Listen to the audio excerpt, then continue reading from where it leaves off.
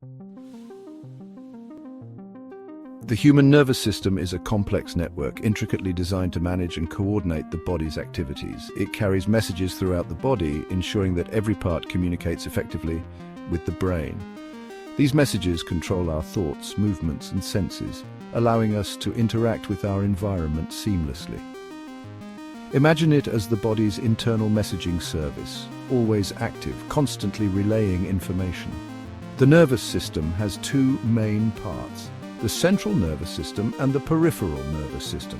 The central nervous system is like the command center, directing all activities and responses. It includes the brain and spinal cord, which process and send out instructions.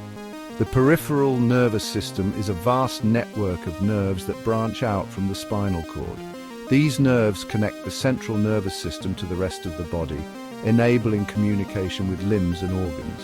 This intricate system allows us to experience the world around us, interpreting sensory information. We can taste, smell, feel, see, and hear, making our interactions rich and varied.